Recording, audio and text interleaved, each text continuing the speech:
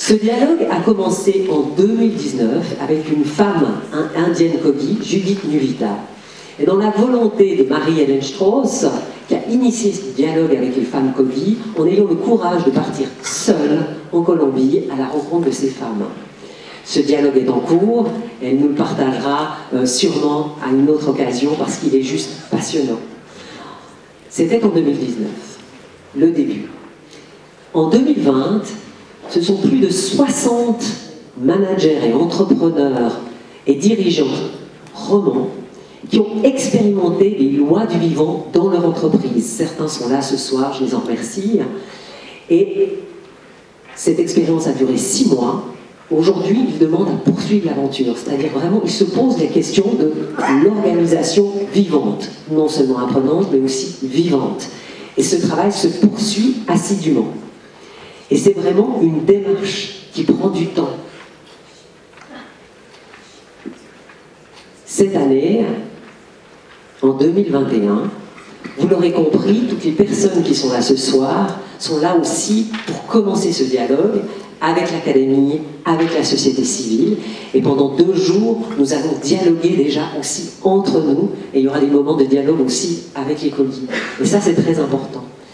Et puis, avant de passer la parole pour le mot de la fin à Bernard de Barbieux, qui regarde ce projet avec une bienveillance dont on le remercie du plus profond de notre cœur, j'aimerais profiter de la présence tout à fait remarquable de Alan Herrera, qui a été le premier à recevoir l'autorisation par les Indiens Kogi d'être filmé. Je vais lui passer le micro pour qu'il nous adresse 2 mots en anglais, mais Pauline Thierot, qui est à sa droite, va nous traduire ces paroles. Thank you so much to be here, and if you can address us some words, it would be so. It's a privilege to be here. I apologize, I will not speak in French because I'll make a mess of that. This is an amazing gathering, and I don't intend to speak for at all long. Il dit juste désolé de ne pas parler français et c'est un... Comment?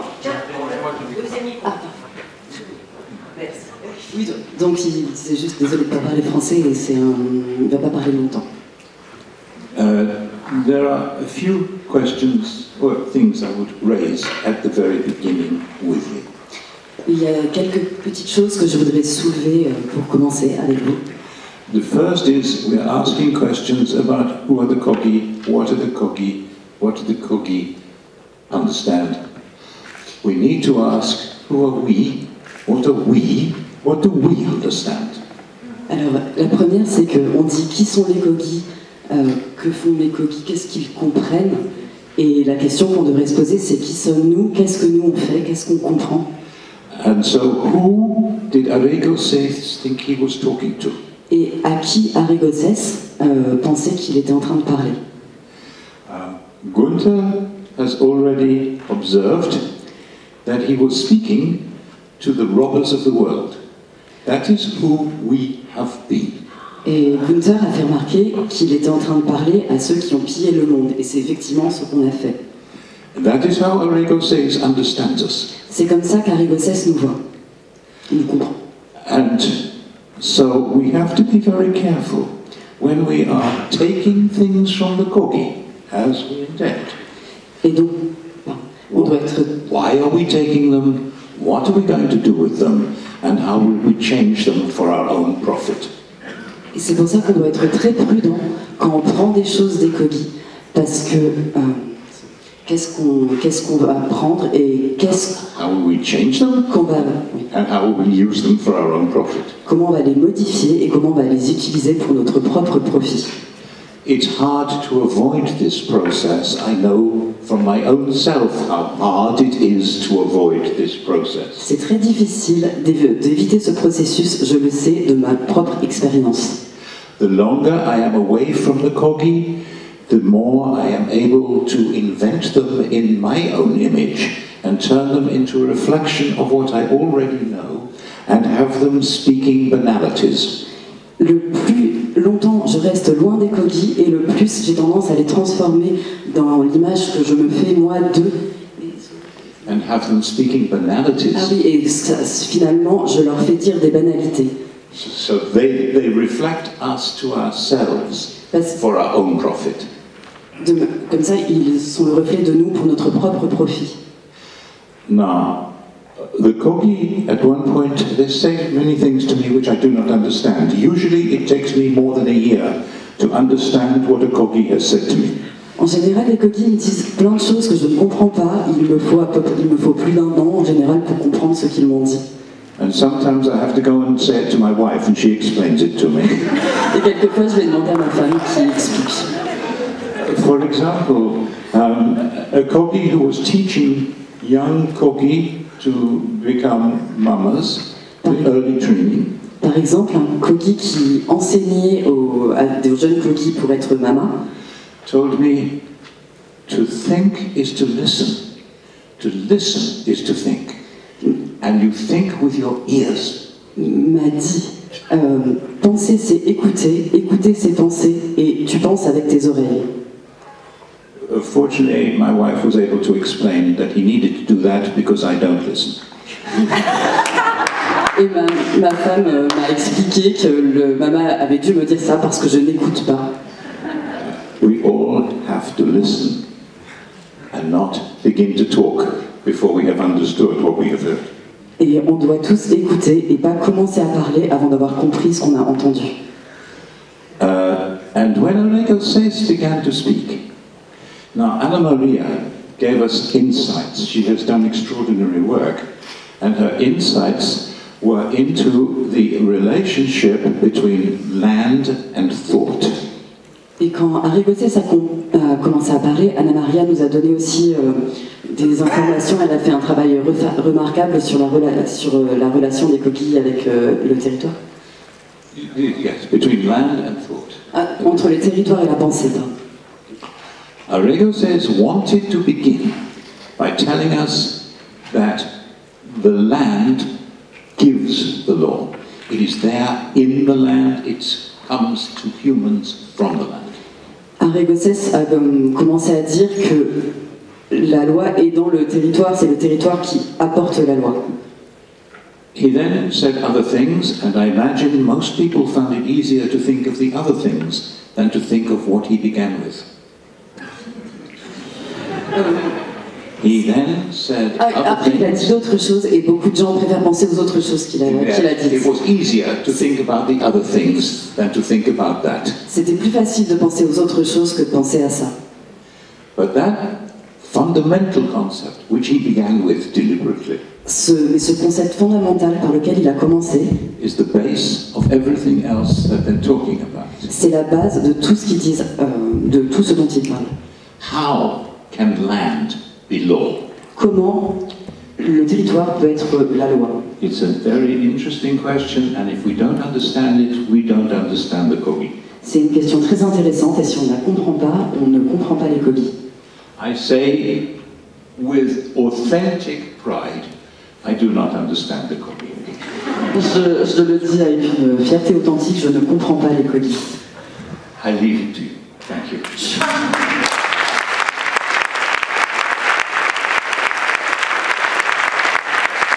Thank you so much. Et tout de suite, j'appelle Bernard de Barbieux, notre ange gardien de l'Académie. Merci beaucoup d'être avec nous ce soir. On peut l'applaudir très fort, professeur doyen à l'Université de Genève. Geneviève avec un petit micro. Avec un petit micro, ça va mieux. Oui. On est deux, mais qu'est-ce que je fais avec deux micros? Merci. Merci beaucoup Geneviève. Merci donc aux organisateurs. Ils ont eu l'inconscience de me demander de dire quelques mots à la fin, mais un peu plus, je crois, ils attendent un peu plus que des mots de politesse. Ils attendent un petit peu des mots de synthèse ou de réflexion par rapport à ce que j'ai entendu. Et j'ai eu l'inconscience d'accepter. C'est évidemment toujours un peu difficile, d'autant que les idées qui me sont venues petit à petit, finalement, elles croisent beaucoup de choses que Denis a dites et Alan a dit à la fin. Donc il y aura peut-être un petit peu de répétition, mais sur un mode probablement un petit peu différent. Alors mes notes, évidemment, je les ai un petit peu improvisées à l'écran, rassurez-vous, je peux relire un texte de 10 pages. Et notamment, il y a deux citations que j'aimerais pouvoir utiliser. Celle-là, je les ai préparées avant parce que je pense qu'elles cadrent bien avec ce qu'on est en train de discuter ici.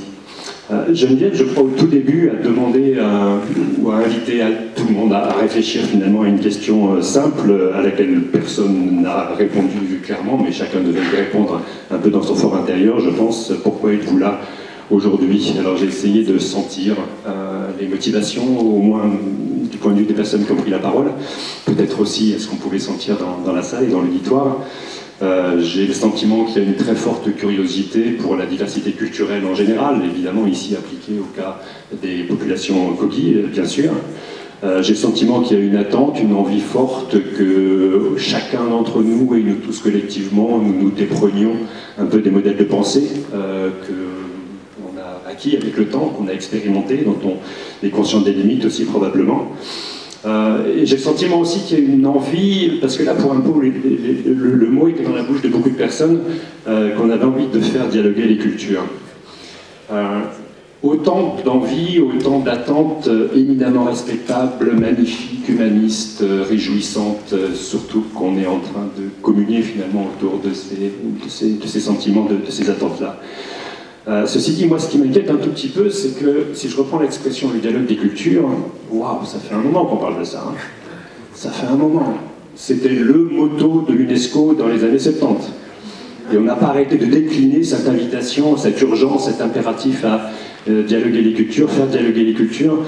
Et avec le temps, on s'est rendu compte qu'on n'avait pas beaucoup dialogué, on n'avait pas tiré grand-chose de ça. D'abord parce que dialoguer les cultures, faire dialoguer les cultures, ça ne veut rien dire, les cultures ne dialoguent pas. C'est les individus qui dialoguent. Et puis véhiculent évidemment des représentations du monde et des cultures particulières, mais aussi parce que l'idée même de dialogue, même si elle a été beaucoup utilisée, je suis le premier à utiliser le terme, c'est pas un mot qui est facile, parce que dialoguer, une fois qu'on l'a dit, on n'a pas résolu l'enjeu principal. Comment entrer en interaction? Qu'est-ce qu'on échange? Comment est-ce qu'on échange?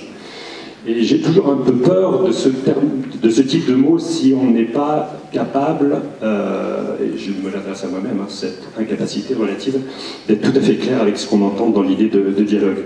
Et encore une fois, quelle que soit la bienveillance avec laquelle on parle de ça, quelles que soient les bonnes intentions, comme le disait Sophie tout à l'heure, avec lesquelles on parle de ça, ça ne suffit pas probablement pour dénouer les immenses difficultés qu'il y a dans le fameux dialogue des cultures, qui encore une fois n'existe pas. Pour vous faire comprendre un peu comment moi j'essaie de me débrouiller avec ça, et je trouve que ça résonne assez bien avec des choses qui ont été dites aussi, j'ai envie de vous citer deux auteurs qui ne sont pas Kogi, qui ne sont pas colombiens, qui ne sont pas sud-africains, qui ne sont pas occidentaux, qui proviennent plutôt d'Afrique subsaharienne, le premier parce qu'il y est né, et le deuxième parce que ses ancêtres lointains, esclaves, y sont nés aussi. Mais ces deux grands intellectuels qui ont énormément réfléchi à ces questions-là et qui, je trouve, nous bousculent par rapport à nos intentions généreuses, humanistes, de l'ouverture à l'autre, de la diversité des cultures, etc., etc. Le premier, ils sont tous les deux extrêmement connus, je pense, de beaucoup d'entre vous. Le premier s'appelle Achille Mbembe, très grand universitaire qui travaille en Afrique du Sud et aux États-Unis, qui a fait une partie de ses études en France, à l'EHESS, comme certains ici, si j'ai bien compris, mais qui est né au Cameroun. Et qui a tout un vocabulaire intéressant, des propositions intéressantes, et il y a deux mots, deux expressions que j'aimerais retenir de lui. Pour faire simple, il faut décoloniser les savoirs. Décoloniser les savoirs, c'est pas simplement s'ouvrir à l'autre, c'est simplement prendre conscience que dans toute interaction, potentiellement, nous sommes des impérialistes, y compris dans la curiosité à l'égard de l'autre. Et qu'il y a une sorte d'urgence, d'impératif à être extrêmement attentif à notre façon de nous intéresser à l'autre, sans être dans une perspective d'imposition d'un schéma de pensée, quand bien même on serait ouvert à la vision de l'autre et à sa façon de faire, à sa façon de voir le monde. Et l'autre terme, là je voulais le citer justement, juste pour être le plus fidèle à sa façon de dire, décoloniser les savoirs, les arts ou la pensée, c'est s'efforcer d'écouter, de regarder et de voir le réel à partir de plusieurs mondes et foyers à la fois. Ça doit être très dur ça. Je ne sais pas si on en est bien capable. Je suis sûr que c'est le type de choses qui nous intéresse ici et qu'on va vouloir expérimenter dans les mois, les jours et les mois qui viennent. Et c'est un défi extraordinaire. L'autre terme, tout bête, on l'a utilisé d'ailleurs pour certains d'entre nous ici ce soir, connaître. On est tous curieux, on a tous envie de connaître, c'est génial de connaître. J'imagine que cette curiosité de la connaissance existe également chez vos interlocuteurs Kogi que vous avez fréquentés pour beaucoup d'entre vous. Connaître pour Mbembe, c'est connaître. C'est pas apprendre, c'est pas savoir, c'est connaître, naître ensemble. C'est-à-dire l'interaction qui fait qu'il se passe quelque chose qui se joue entre deux personnes qui échangent ce qu'on appelle généralement des connaissances, mais comme on est occidentaux, on a tendance à ramener la connaissance à des choses concrètes et matérielles. La connaissance pour Mbembe, c'est ce qui va émerger d'une interaction, c'est-à-dire la naissance des deux interlocuteurs, par l'expérience de l'autre. Et de ce point de vue-là, il nous invite à être extrêmement symétriques. Et j'espère de chacune des personnes, mais j'ai entendu beaucoup de choses dissymétriques ce soir. On attend des coquilles qui nous aident à, qui nous apprennent à. Et j'ai pas entendu grand monde, peut-être qu'Alain l'a dit un tout petit peu à sa façon tout à l'heure, pas grand monde qui disent comment on va aider les coquilles. Est-ce que les coquilles ont envie d'être aidés? Qu'est-ce qu'on va leur apprendre? En tant qu'occidentaux, on est devenus tellement complexés par ce très long héritage auquel on a fait référence, impérialiste, colonial, où on a effectivement imposé tellement de choses que c'est comme si on n'avait plus rien à dire. C'est comme si on n'avait plus rien à échanger. Ben, si c'est le cas, et si on suit Mbembe, il n'y aura pas de connaissance. Parce qu'il n'y a rien qui va naître. L'autre risque, et ça a été relevé justement par Alain, mais ça m'a beaucoup frappé aussi dans les discussions préalables, c'est que, en attendant des coquilles qui nous aident à, ou qui nous apprennent quelque chose, ben, il y a le risque de l'instrumentalisation de leur savoir. Parce que ça va nous alimenter dans notre connaissance cosmopolite, universelle, et dans notre capacité peut-être, dans les meilleures intentions du monde, à faire un monde meilleur, à notre échelle, avec nos armes, avec nos moyens. Mais encore une fois, c'est mis au service de nos besoins. Et du constat que l'on fait tous, et avec lequel on est tout à fait d'accord, que notre monde, le monde qu'on a engendré nous-mêmes, va mal et qu'on a besoin de l'améliorer. Mais pourquoi de façon si dissymétrique? Pourquoi uniquement à sens unique? Si on suit Mbembe, il n'y a pas de connaissance dans ce cas-là. Il n'y a pas de naissance simultanée, il n'y a que de la symétrie et un peu d'instrumentalisation, je crois, a dit Alan, mais je crois que Denis a utilisé le terme aussi tout à l'heure. Donc c'est très... Je ne veux pas du tout vous plomber en disant ça, au contraire, je trouve ça extrêmement stimulant. Ça montre qu'on doit être extrêmement exigeant. Au-delà de notre curiosité, au-delà de notre ouverture au monde, il faut qu'on soit extrêmement exigeant dans le type de relation qu'on veut établir avec des gens qu'on veut véritablement avoir dans une relation symétrique avec nous. L'autre auteur, également donc d'origine sud-africaine, par les ancêtres lointains, qui esclaves sont partis aux Antilles, c'est Édouard Glissant. Alors là aussi, je pense que beaucoup d'entre vous le connaissent. Il est encore plus provocateur par rapport à ce qu'on est en train de discuter. Il y a plein de choses chez lui qui vont bien avec nos motivations, notre imaginaire, la notion de tout monde, la diversité culturelle. C'est un magnifique auteur de ce point de vue-là.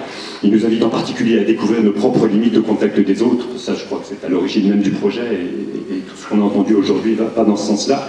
Mais il y a une chose sur laquelle il insiste beaucoup, et qui, moi, m'interpelle par rapport à ce qu'on se tient ensemble ici, et ce qu'on a envie de faire ensemble, peut-être ce que vous avez fait ensemble aussi dans la Drôme, c'est ce qu'il appelle le droit à l'opacité. C'est-à-dire, et je le cite, les peuples oppressés, on pourrait dire marginalisés, oppressés, il est radical, mais peu importe, les peuples oppressés qui ont été construits comme des autres doivent pouvoir rester opaques, doivent pouvoir ne pas être compris, et doivent pouvoir exister simplement comme étant différents. C'est-à-dire accepter l'irréductible altérité des gens qui sont différents de nous. Ça ne veut pas dire les ignorer, pas du tout. Ça veut dire accepter qu'il y a des choses qu'on ne pourra jamais comparer.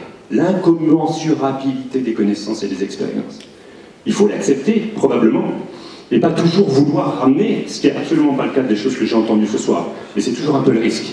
Ramener des connaissances autres à nos chaînes de pensée, à nos catégories, à notre vocabulaire. Et puis on est prisonnier de notre vocabulaire, qui est probablement pas le vocabulaire Kogi, et les Kogis sont prisonniers quand ils nous parlent parce qu'ils parlent espagnol, c'est-à-dire une langue qui est quasiment identique au français. Donc là, il y a un enjeu d'incommunicabilité, ou d'inintelligibilité, si je m'amuse avec les mots compliqués, je vais m'embrouiller complètement, mais peu importe, et que Édouard Glissant nous invite à respecter en tant que tel. Il ne faut pas chercher à tout comprendre. Surtout si c'est comprendre pour en faire quelque chose pour nous. Ça ne veut pas dire qu'il faut se priver du dialogue, ça ne veut pas dire qu'il faut se priver de l'interaction, mais il faut la concevoir dans une sorte de respect mutuel des ignorances, au-delà des connaissances qu'on est capable de susciter. Alors, en utilisant ces deux auteurs et en allant chercher chez eux des choses qui résonnaient pour moi par rapport à ce que je savais être le projet et de ce qu'on a discuté ce soir, je ne veux pas laisser entendre que la mission est impossible. Pas du tout. Elle est compliquée, on le sait tous, elle a été compliquée dans la Drôme, elle sera compliquée à Genève, elle est compliquée quand on discute ensemble, c'est clair.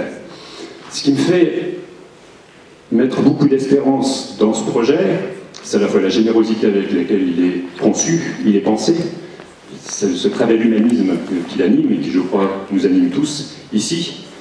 Et ce qui me donne également à espérer, je ne sais pas si le titre est encore ici, oui, il est là-haut, c'est un mot dont on n'a pas parlé, et finalement qui me convient très bien, compte tenu de ce que je viens de vous dire.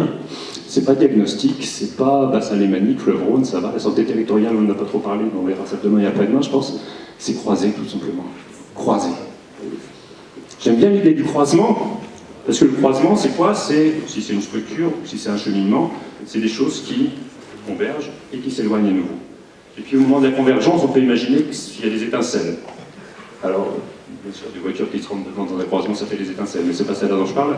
C'est les étincelles, quelque part, qui naissent de cette coexistence extrêmement éphémère, extrêmement ponctuelle, et qui vont, à mon avis, peut-être allumer le feu de la connaissance. Et c'est modeste, un croisement. C'est pas faire un bout de chemin ensemble, c'est pas converger, c'est pas se comprendre sur la durée de l'humanité ou de nos vies respectives.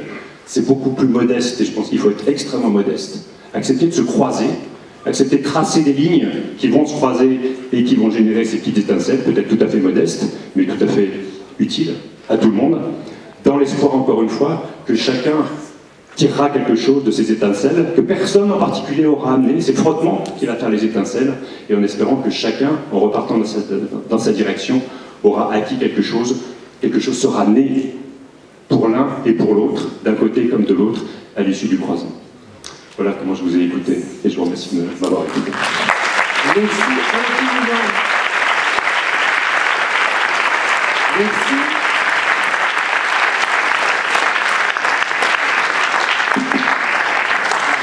Juste vous dire, si vous souhaitez soutenir ce projet, il y a la possibilité, on approche de Noël, vraiment, l'association Chendukua a édité un livre qui raconte un peu l'aube de la pensée chez les Kogi. C'est un voyage initiatique raconté par Éric Julien, mais sur un mode poétique et très richement illustré. Donc n'hésitez pas à y souscrire, on a préparé un bon de souscription, et puis effectivement c'est un dialogue en des montagnes, la Sierra Nevada de Santa Marta à 5700 mètres d'altitude, et puis le Mont Blanc à 4008. Et puis retrouvez aussi les auteurs qui sont là ce soir, puisque je remercie toute l'équipe qui s'est occupée de monter une petite librairie, si jamais vous souhaitez poursuivre ce dialogue. Et puis tout de suite, au nom de Roland Janet et de toute l'équipe, nous vous invitons, Roland, à un apéritif. Merci beaucoup, Roland Janet. Merci à toutes et tous. Merci à tous ceux qui ont pris la parole ce soir. Et merci à vous pour votre patience. On peut manger aussi. Boire et manger. Commencez le dialogue.